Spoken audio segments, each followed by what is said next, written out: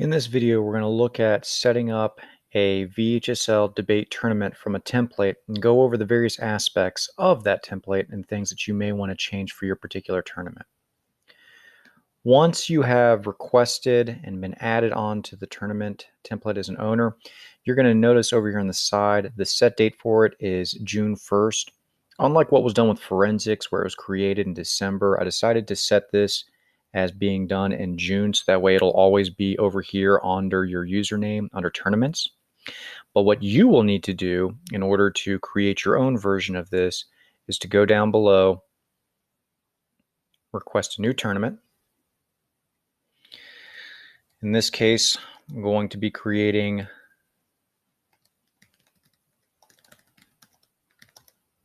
a tournament that is actually a tri-meet. I don't normally recommend this for many folks, but this is something we've been doing for years.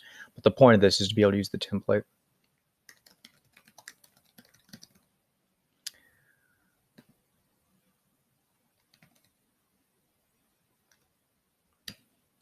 Your web name is what you're going to want to share with the coaches in your particular region or super region so that they may register.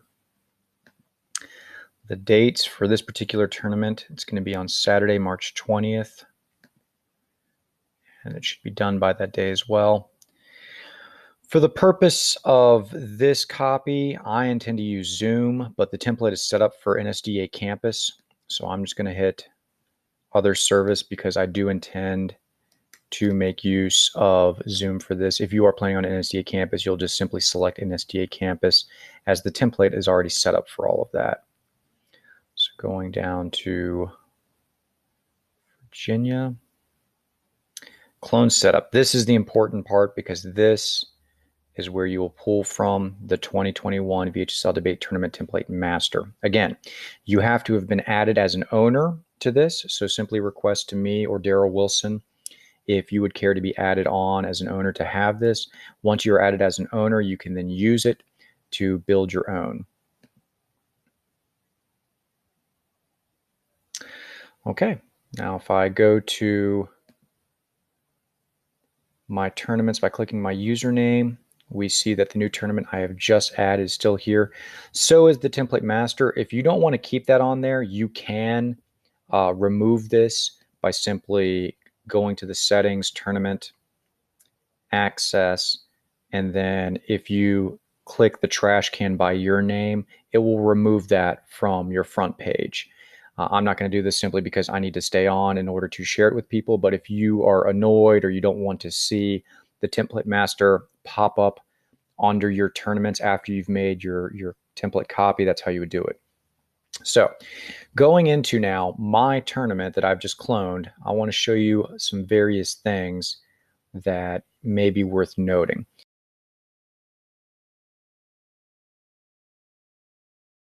With debate, there are a lot more options when it comes to how a tournament is set up. And as you're going to see here, I have preset a supposed tournament on how I expect a lot of tournaments may be run. CX indicating policy, I have put in 4 rounds of policy, then a semis and a finals. So this is supposing for policy, just to start with, that there's going to be 8 or more teams. If there are fewer, like say 3 teams, then you can get away with just 4 rounds in a round robin tournament. If there are 2 teams, then you can get by with just 1 round. So you can obviously modify this, delete out rounds, change rounds, however you want. The reason why it is split up into different rounds for policy versus LD and PF is because policy, it's set here to take 2 hours, and it does typically tend to take that full 2 hours of time. A lot of tournaments may set policy being 90 minutes, and then they use breaks to make up for the overages. I just tried to be aware of the fact that policy tends to run 2 hours in length and plan accordingly. For LDPF, it's the same thing. There are 4 preliminary rounds set up, and then there is a semis and a finals worked in. But again, if you have a much smaller tournament, if you have 6 Lincoln Douglas entries, then you can get by with 5 rounds in a round robin. Whenever a round robin is possible, especially if you can do it in 6 or fewer rounds, that is the preferred method for a tournament, simply because it is the most equitable. Everybody will see everybody. There is no real question as to whether or not one debater could have been beaten another but never saw them in the preliminary rounds. The bottom line is that whenever round robin is possible, you want to set up your schedule to do that. I am supposing, just as it has been in years past, that we will have quite a few Lincoln Douglas Public Forum entries for my particular tournament. Typically, we average around 10 to 12. So in this case, we would need 4 preliminary rounds and then a semis and a finals. Now, with Student Congress, there are sessions set up in here for Student Congress as well. And there's only 2 sessions of Student Congress set at 90 minutes each. If you're going to work in Student Congress, which really is going to be more at the super regional level, you may end up having to work in a super session as well. So again, the whole point of this overview for the schedule is that you're going to need to modify this to fit however you want. Unlike forensics, where most tournaments may be 3 rounds with 2 judges or 1 round with 3 judges, there's a lot more variety when it comes to debate because it is based on entries. And at the same time, the timing of the rounds is vastly different. So this is the schedule that you're going to want to modify however you see fit once you see what your entry numbers are.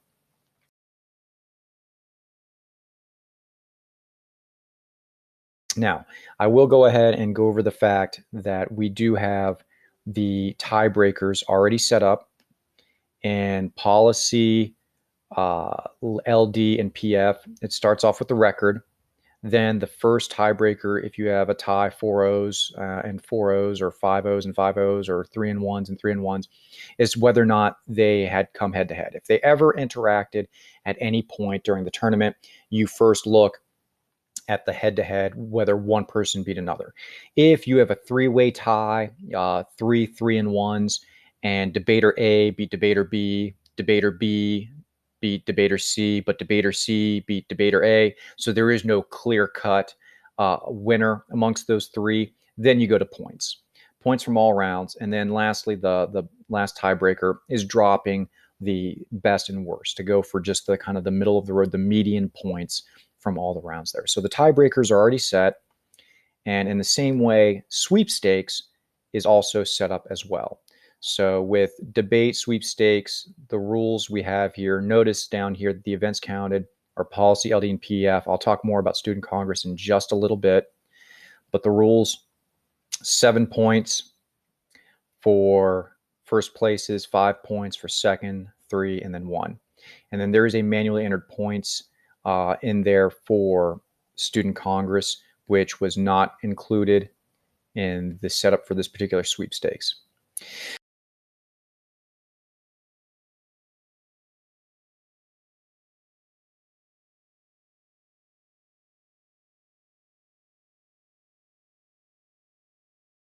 Student Congress, I'll go ahead and talk about now, is not something that does work well in Tavern for whatever reason. It's great to register people. Using US NSDA campus for Congress is not the best choice. The state tournament is going to be run on Zoom for Student Congress. I believe LDPF and policy may be done on campus, but for Student Congress, Zoom is the preferred option. The fact that there is private chat, the fact that there is easy voting functions, the fact that you can fit a fairly large amount of people in a room with no issues. NSDA campus tends to tap out at 15. And so if you add a parley and 2 judges into that, that means you can only have 12 debaters. Whereas in Zoom, it's 15, but the judges don't really count as part of that 15. So you can have 14 debaters plus the parley. So automatically Zoom, you get 2 more people per chamber, which is a benefit there as well. In terms of Student Congress, I just kind of parrot that here by mentioning under the notes. So when you do make a copy, and let me just go over this again, settings, tournament, and then go over to the notes, this information is going to be particularly necessary when it comes to Student Congress. So Zoom is strongly recommended. There's a document for how to run Student Congress on Zoom with directions on what people need to do. I've included here a Student Congress ballot I'll go ahead and open this now. It's going to say, would you like to make a copy? Because rather than just viewing the original, this will force you into making a copy so that way you can then use it for your own tournament. I don't have the chamber labeled. You can add on more sessions if you need to. This is for the judges that are judging the speeches in the chamber. Speaker's name, you're going to want to change the schools for whatever they are, whatever you have competing in that chamber. Are they speaking affirmative or in negation, topic or bill number, speech number? And then you have these points here. This is where you're going to type in your actual scores. You cannot go below 12 and you cannot go above 20. And you have a description here akin to what would be on an actual VHSL ballot. So you have delivery, originality of thought, organization unity of speech, evidence, overall impact. This length of speech would be where you put in the time, and then comments, not required, but if you have comments you would like to make for the debater or that your judges would like to make for the debater in terms of how they did, they can add that in there as well. Then judge first name, last name, any school affiliation. And then once they submit this, it will go into a response form, which you can link. I'll talk more about that in a second. But this is a VHSL Student Congress Judges Ballot. And again, this is found in the notes section.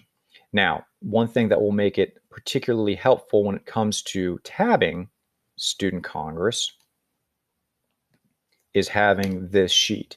This sheet is essentially your one-stop shop for tabbing. There are directions here that are worth looking over in terms of how to set up this sheet. There are also directions on how to connect this sheet to your speaker's ballot, so that way the results, the responses come in automatically. There are some formulas that are already set up, so that way you have them here ready to go. Down at the bottom, we have the various tabs. So chamber A, this is just an example, which you would need to delete out. But this is chamber A, and you can see here all the work that was done. For the PO and Parley, if there's a PO, that would want to be put into this area. For this year, we are looking to have POs judged by parliamentarians. So unlike previous years where Student Congress judges that judge the speeches that also judge the PO, we're not going to do that this year. For this year being virtual, we are back to the way things had been a while ago, where parliamentarians will judge the POs. So this here is for the parliamentarian to put in a score for a presiding officer.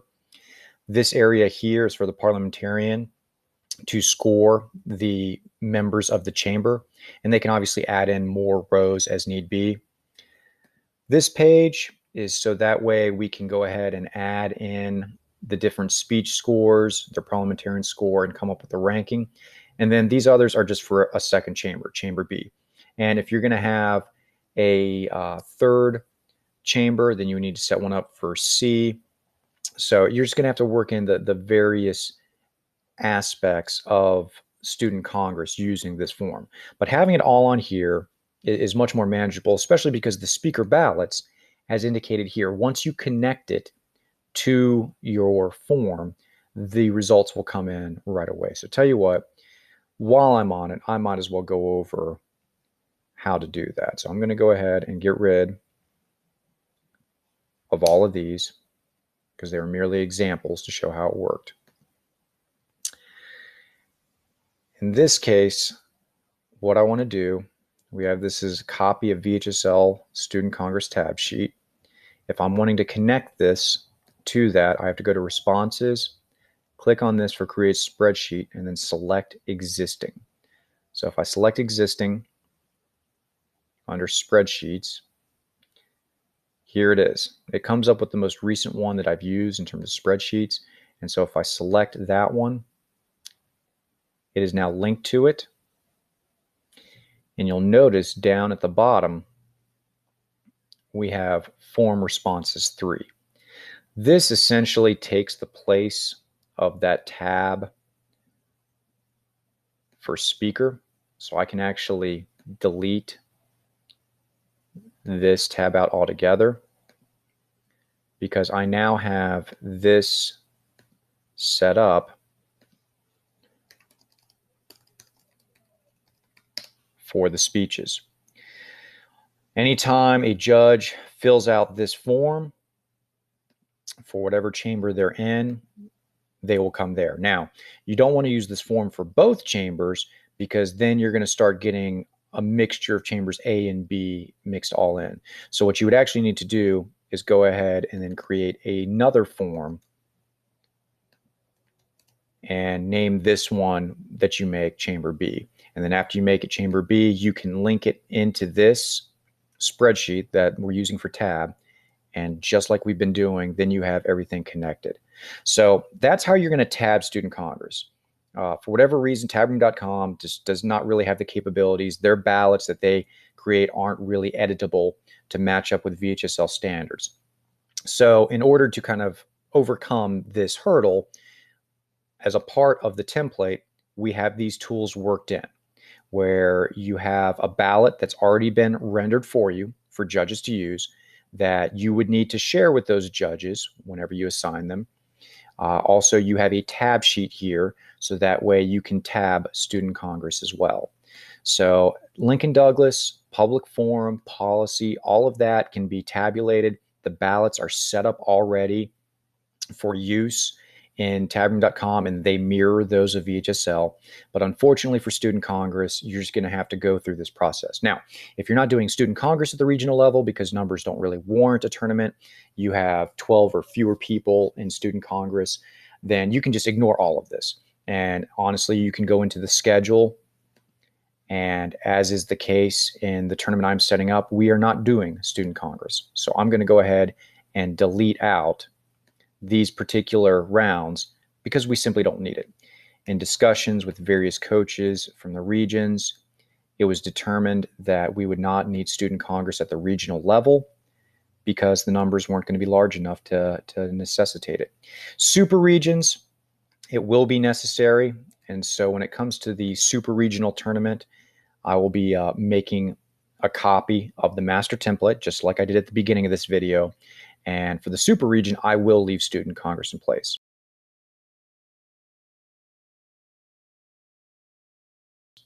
So now for my regional tournament, we have it set for 4 preliminary rounds of debate and then semis and finals. And if we just take a look here at Lincoln Douglas, if you want to, we have it here as round 1, round 2, round 3, round 4, semis, finals. Notice that rounds 3 and 4 have also been set up, and this is true for public forum and policy as well, for high and then high-low. So when we're looking at power matching, which again is always within bracket 4 no's versus 4 no's, or 2 no's versus 2 no's, 1 and 1's versus 1 and 1's. It's set up. We'll talk a little bit more about that. Tab room should take care of it and not allowing school to see school, which shouldn't happen until after preliminary rounds are over. If you are going to be doing a round robin, you're going to want to make sure that you change this to prelim preset. That's how it should be for all of your rounds. So this high-low is primarily based on the fact that we're looking at doing preliminary rounds followed by out rounds. So it's been set up that way. If you're going to do a round robin, you're going to need to change the schedule anyway, but you're going to want to make sure that your type of round are all set for prelim preset. That's what's going to be necessary for that. For the semis, we can change it to a limb or final or runoffs.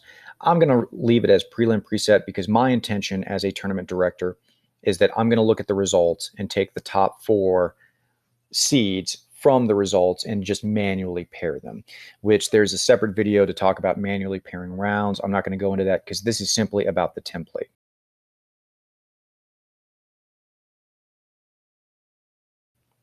So we've looked at the schedule, the ballots. If you want to see the ballots and how they are set up,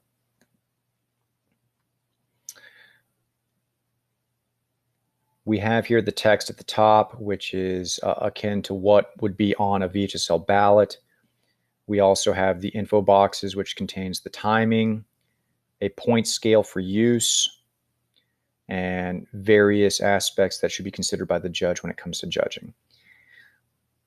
One thing that probably needs to be adjusted for each tournament when it comes to registration or the particular event, we can sit here, the topic is that of NSDA LD March and April. And if I save that, now under the ballot and rules, the topic's there.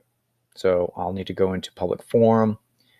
And since I'm running this tournament in March, I'm going to want to make sure that the topic I pick is that of NSDA for March. VHSL uses NSDA topics, so don't worry about competitors having the wrong topic because they match up. So we have essentially gone over how to clone the tournament. We've looked at the schedule. We've talked about Student Congress. We've now looked at the various ballots.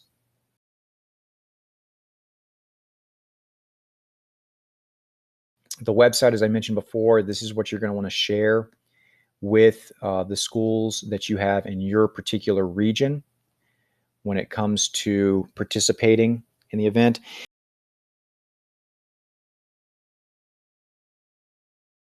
If you are curious as to the schools that are supposed to participate, there should be a form available on the VHSL's website.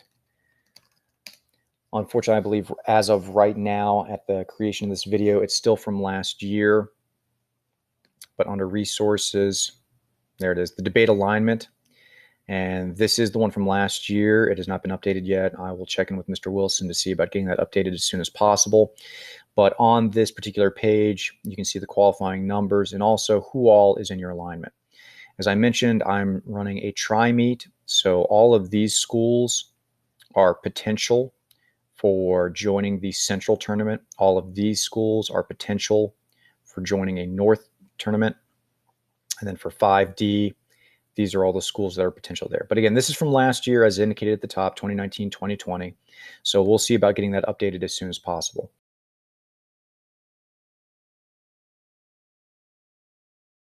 I don't really want to get into how to set up a dual or tri-meet, simply because a lot of you are simply going to be running a tournament for your region or your super region. The quick down and dirty of it would simply be that you would need to add events for each region: Lincoln Douglas 5D, Lincoln Douglas Central, Lincoln Douglas North. So you would basically need to have a Lincoln Douglas for each particular region for those coaches to sign up for. But again, I'm not going to go through the creation process. I'm not going to show all of that work, as it's not really necessary for the purposes of this video.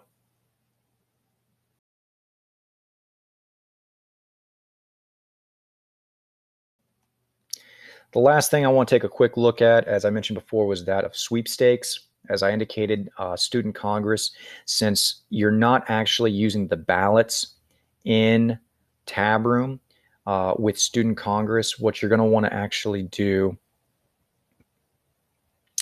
is under sweepstakes, after you have determined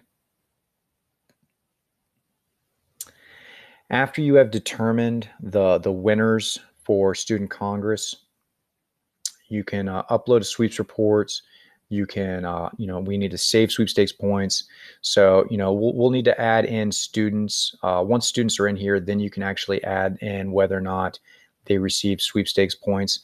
And when it comes to that of the results, you're going to want to use the form that was the spreadsheet in which you have the various tabs for results when it comes to sharing out who came in first and who came in second, because it has the speeches, it has the Parley scores. So that's going to be your best bet there. Generating results for the other areas you can easily do using Tab Room. Sweepstakes, your sweepstakes report is here. Obviously change the publish to yep, and then you can hit calculate. So again, when it comes to doing the sweepstakes report, you're going to have to actually manually put that in for Student Congress. Since there are no entries yet, it's really hard to add sweepstakes points for individuals because there just aren't any in here yet. But as soon as schools would register, if I was doing Student Congress, I could assign sweepstakes points for a particular debater, which would then be assigned to that school. So again, when it comes to externally tabbed sweepstakes points, it only applies to Student Congress. LD, policy, and public forum are all taken care of automatically. So that's really all you need to know when it comes to that.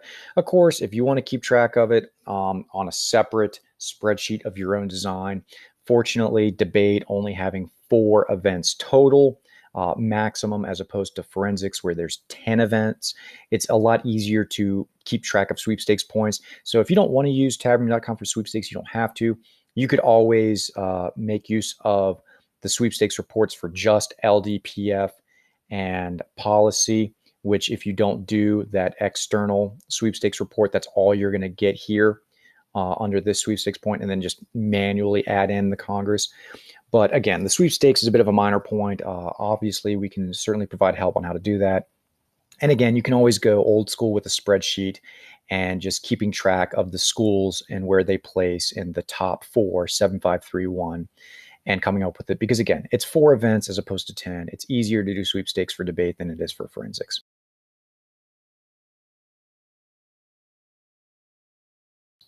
So at this point, I believe I've kind of covered everything that you may need to know or possibly may need to know when it comes to establishing your own debate tournament from a template that I've created. Down below, there's going to be contact information in the description, as well as a bit of a brief kind of table of contents if you need to jump to a particular point. But I wish you the best of luck. Again, I know that in debate, tournaments can certainly vary wildly. And so this is going to be an area that certainly needs to be modified for every particular debate tournament. If you're going to be doing round robins, or if you're going to be doing preliminary rounds and out rounds, some tournaments may be so large that they require a quarterfinals and then a semis and a finals. But that's really about it. So I wish everybody the best of luck. Please don't hesitate to contact either Daryl Wilson or myself when it comes to questions of managing the tournament, setting it up. We are more than happy to help you all get these things squared away. Forensics has gone great making use of a template. They are in the midst of going into the next segment with super regionals, but from all reports, the sectional and regional rounds have gone very well, making use of Tabroom and NSDA Campus. There are other videos that you can find in the VHSL resources provided to you when it comes to purchasing NSDA campus rooms, when it comes to sharing resources with judges, such as how to use NSDA campus for judging or Zoom for judging. So this video, again, was just for that of the template use. And that's it. So I wish you all the best of luck, and please don't be afraid to contact me with questions that you may have, or if you're having issues setting up your own tournament.